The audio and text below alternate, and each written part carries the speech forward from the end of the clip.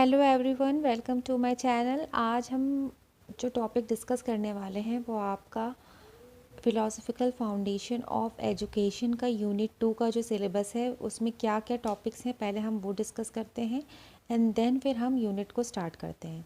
So the topics are metaphysics, epistemology and axiology. ये हमारी branches of philosophy होती हैं and their implications for education. Okay, now the second topic is knowledge, concept, nature and types of knowledge.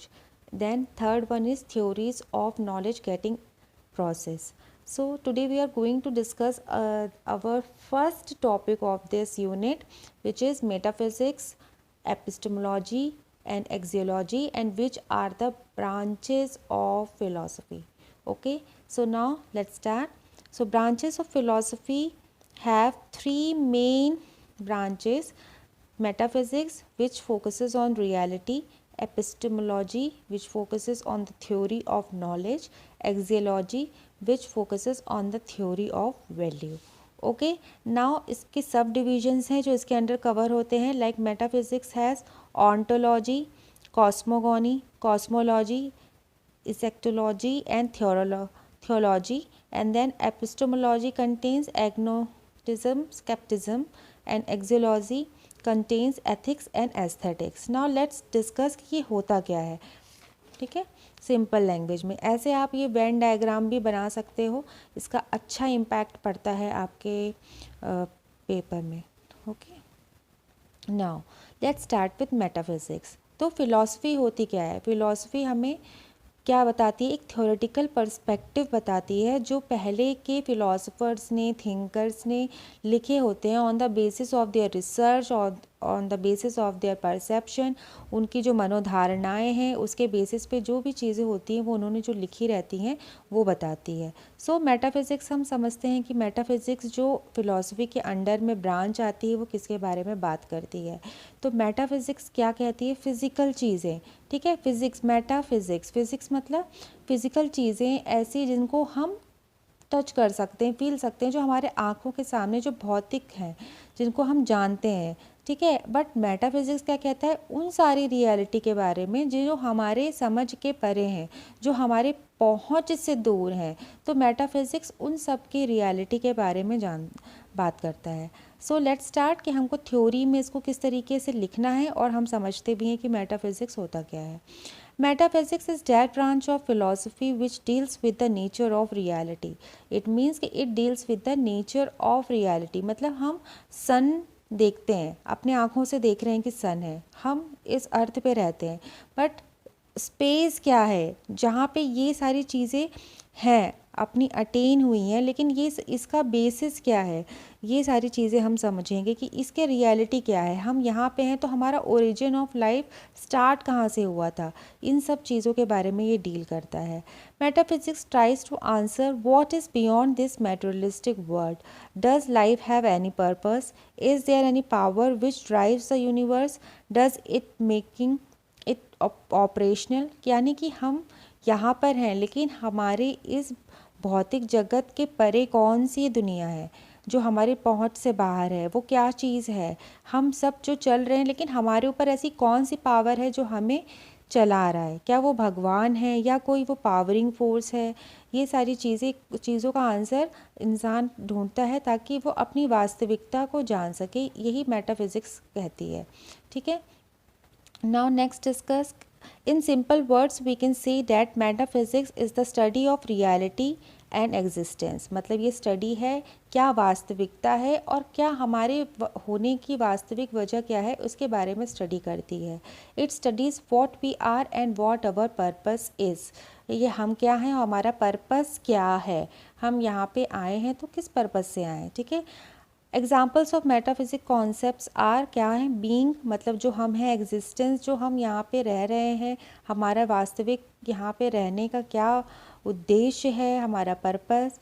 Universal, property, relation, causality, space, time, ये सारी जो है हमारी क्या है, इसके सम एग्जाम्पल्स हैं जो आप इसमें से चाहो तो सारे लिख लेना या तो 2-3 लिख देना एग्जाम्पल्स।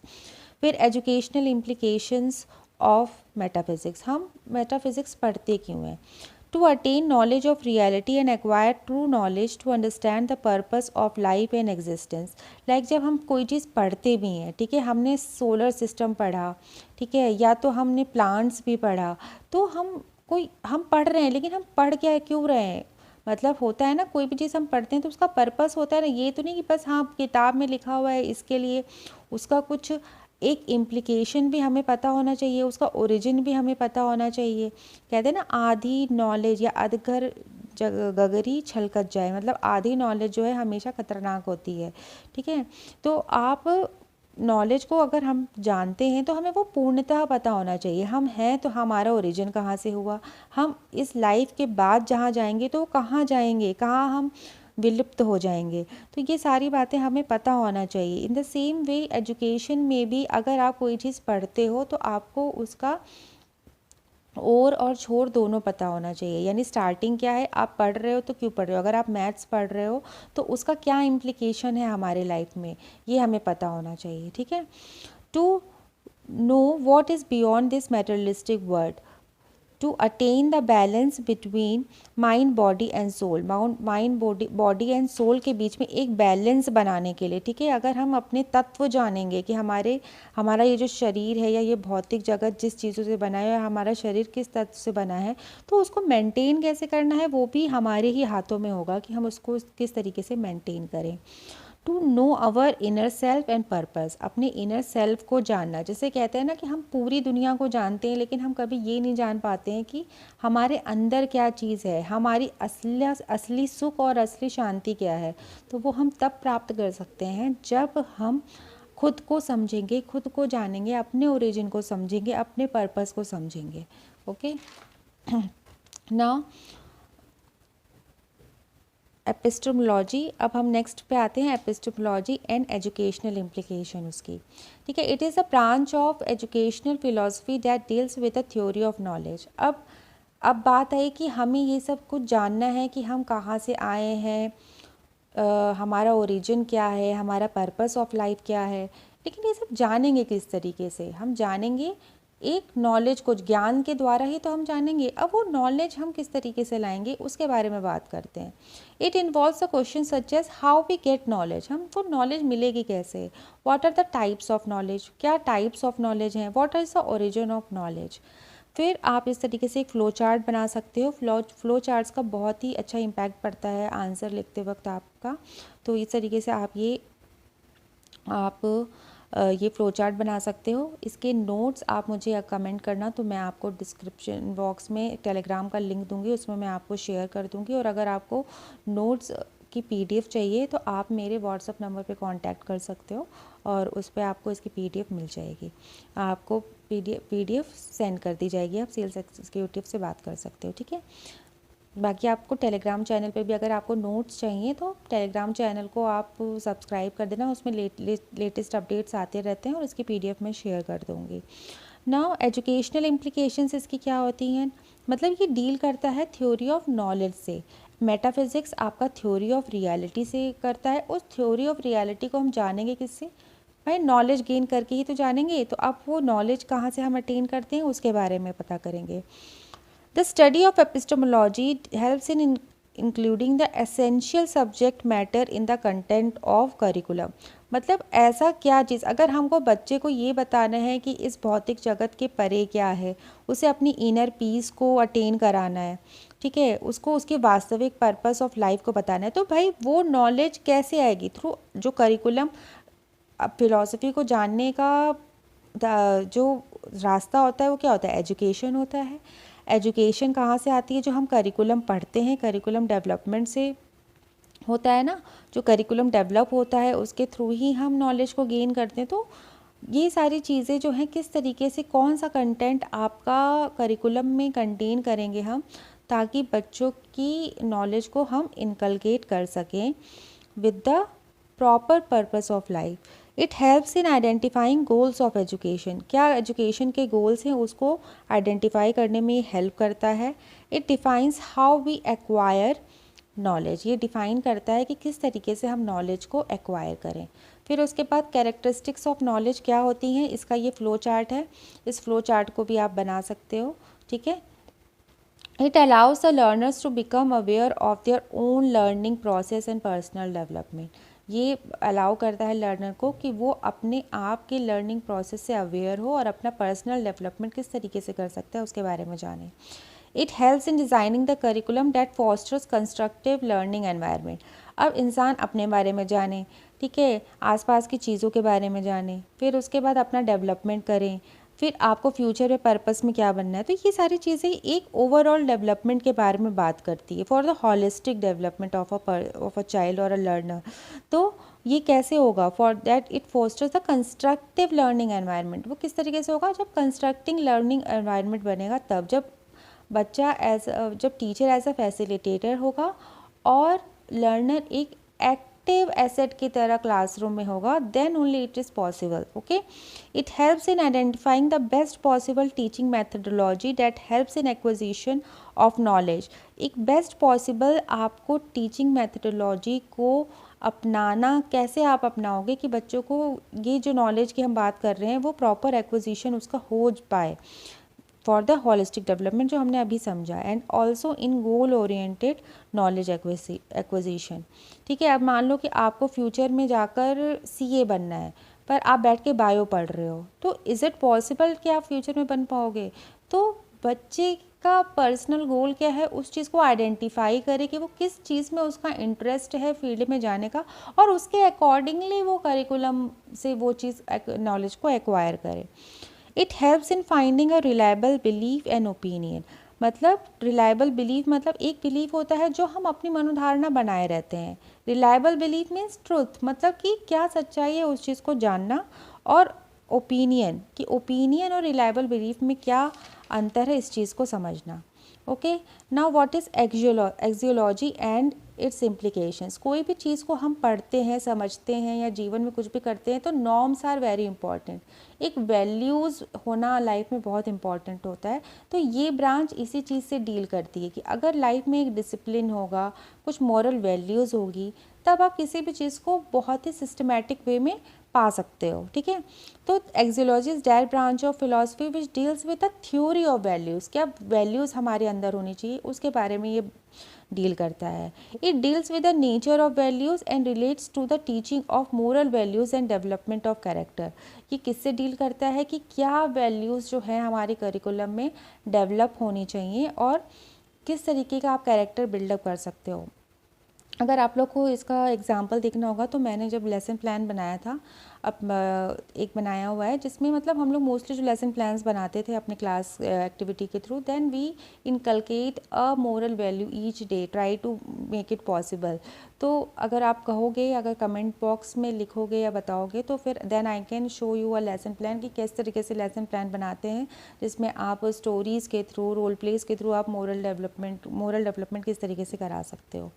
सम एक्सियोलॉजिकल क्वेश्चंस क्या क्या हो सकते हैं. What are the values of life, how does value impact our life, what are the importance of life skills and values in our life, how can we preserve value, what is beauty and what is right और wrong. मतलब क्या चीज़ सही है या गलत है. Kohlberg की theory में भी आपने देखा था ना कि मोरल डेवलपमेंट की थ्योरी में यही तो बताया गया था कि उसको एक डिलेमा में होता है कि क्या चीज़ सही है या क्या चीज़ गलत है.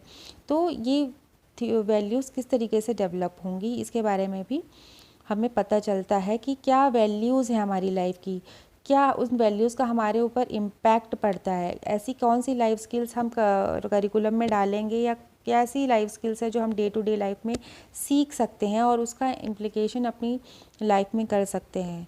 नीड ऑफ वैल्यूज़ होती क्यों है? To bring sustainable development. एक सस्टेनेबल डेवलपमेंट लाने के लिए अगर कोई बच्चा बचपन से ही कोई अच्छी आदत उसके अंदर होगी, ठीक है, उसके पेरेंट्स ने, फैमिलीज़ ने, फ्रेंड्स के थ्रू अगर उसके अंदर एक अच्छी आदत डाली गई होगी तो बड़े तक, चाहे उसके सामने बड़ा हो या ना हो, तब भी वो सही चीज़ करेगा. कुछ बच्चे आपने देखा होगा कि ऐसे होते हैं कि मतलब मम्मी पापा के सामने तो बहुत सही से रहते हैं, लेकिन बाहर निकलते ही वो शैतानी करेंगे. ठीक है, तो और कुछ चीज़ें होती हैं जो इनबिल्ड आपके अंदर होती हैं, चाहे मम्मी पापा हो या ना हो, लेकिन वो डिसिप्लिन मेंटेन रहेगा. तो वो एक सस्टेनेबल डेवलपमेंट वैल्यूज़ अगर बच्चों के अंदर रहेंगी तो वो लॉन्ग टर्म के लिए रहेंगी. एंड अगर लॉन्ग टर्म के लिए रहेंगी तो वो गाइड करेंगी ह्यूमन बींग्स को, उनको एक डायरेक्शन प्रोवाइड करेंगी.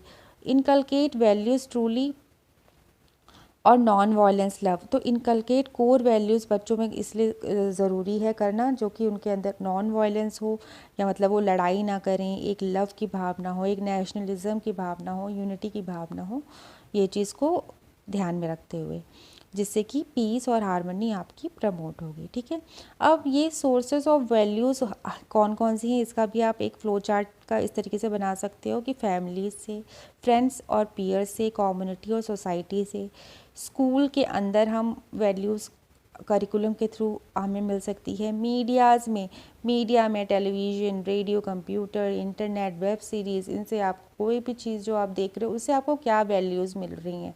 ठीक है, अब आज के ज़माने में तो आप दूर ही रहो मीडिया से तो ज़्यादा बेटर है।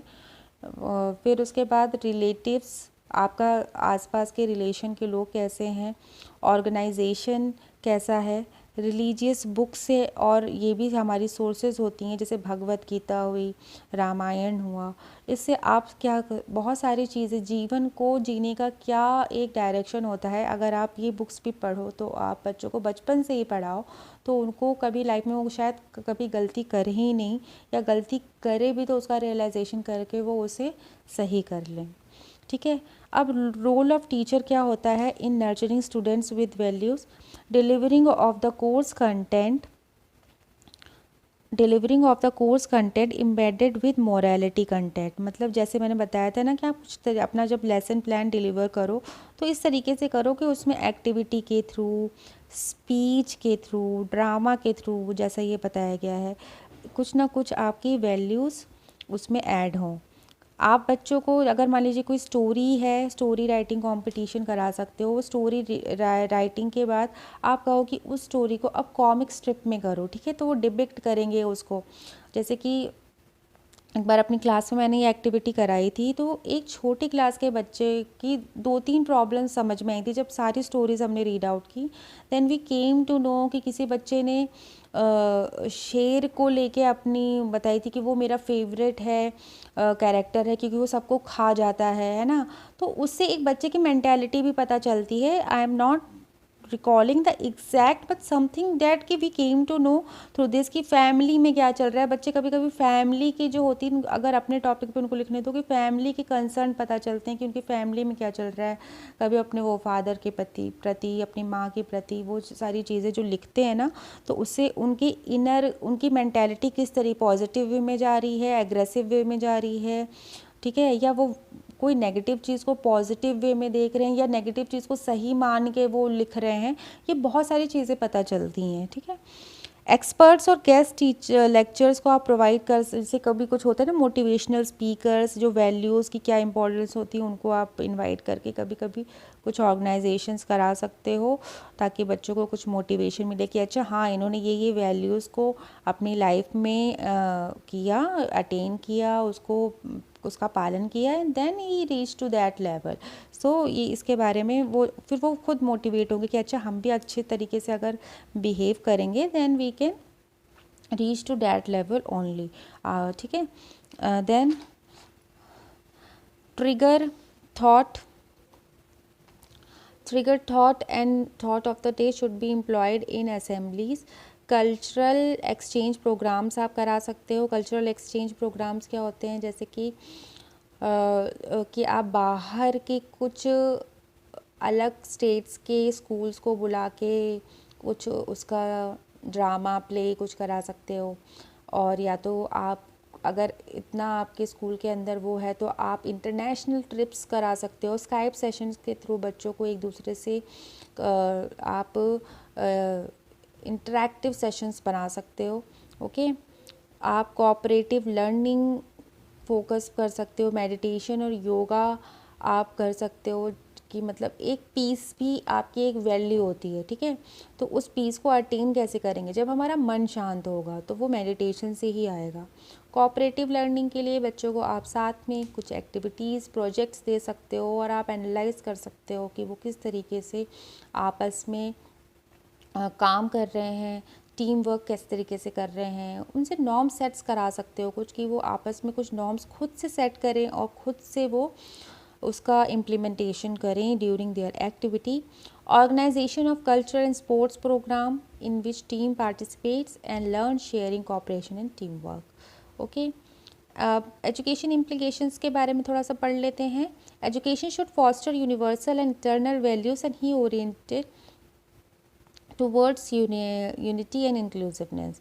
और वो किस तरीके से होगा? एजुकेशन ये इट होगा, ठीक है, इट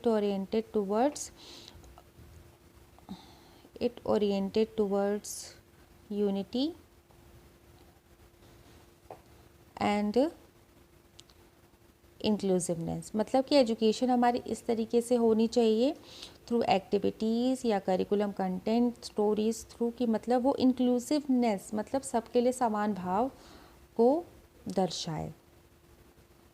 सिर्फ थ्योरीज़ में नहीं, बच्चों के जो जिस तरीका बिहेवियर वो करते हैं उसमें भी, ठीक है. so that learners are the leaders of future generations, so the leaders of higher values can make the real progress of a country.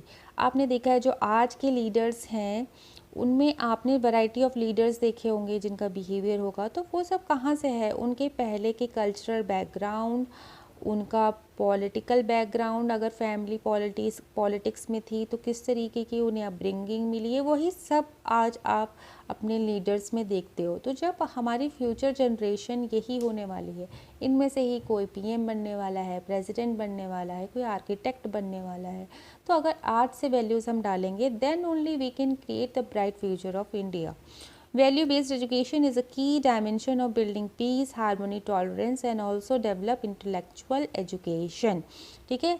फिर उसके बाद है design curriculum in such way that it incorporates cleanliness programs, social service programs, visit to historical places जिसे हम excursion method भी कहते हैं, and celebration of national festivals and days. सिर्फ वैल्यूज़ आती कहाँ से हैं? जब हम रिस्पेक्ट करते हैं for all the religions and all the historicals places. मतलब हिस्टोरिकल प्लेसेस पे जाना, वहाँ पे कुछ लिखना नहीं, अपने पुरातत्व चीज़ों के बारे में जानना, ठीक है, और अपने नेचर के प्रति भी एक अच्छा व्यवहार रखना, उसे नुकसान ना पहुंचाना, ये भी एक वैल्यू होती है. तो आप इस तरीके से क्लीनिनेस प्रोग्राम्स बना सकते हो, रैली में बच्चों को इन्वॉल्व कर सकते हो. ऑर्गेनाइज ड्रामा डिपिक्टिंग वैल्यूज़, ऐसे ड्रामास आप बना सकते हो जैसे कि फैमिली के साथ में आप बच्चों को कहो कि सारे बच्चे जो हैं एक फैमिली मेम्बर के सारे फैमिली मेम्बर्स के साथ में रहते हैं, और कुछ जो बच्चे न्यूक्लियर फैमिली में रहते हैं, तो क्या उसके फ़ायदे हैं, क्या नुकसान है. या तो आप ये भी दिखा सकते हो कि बच्चे किस तरीके से अपने पेरेंट्स को डिसरिस्पेक्ट कर रहे हैं. तो जब बच्चे वो चीज़ विजुलाइज करते हैं तो कभी कभी उन्हें देख के रियलाइजेशन होता है कि अरे ऐसा तो हम भी बिहेव करते हैं एंड इट इज़ रॉन्ग. ठीक है. डेवलप एम्पथाइजेशन इन लर्नर्स रेदर देन सिंपथाइजेशन. सिंपथी क्या होती है कि किसी की देखा और सहानुभूति व्यक्त करती, एंड एम्पथाइजेशन क्या होता है कि आप दूसरे के दुख को देख के आप उसके दर्द को खुद महसूस करते हो, एक्सपीरियंस करते हो, और वो दिल से होता है. तो बच्चों में एम्पैथी आनी चाहिए, ताकि एम्पैथी आएगी तो बच्चे सिर्फ वर्बली किसी चीज़ के लिए नहीं बोलेंगे, वो उस चीज़ को इम्प्लीमेंट भी करेंगे अपनी लाइफ में. सो that's it for today. I hope you like this video. Like, share, subscribe. To get the notes you can write it in the comment box. Thanks for watching.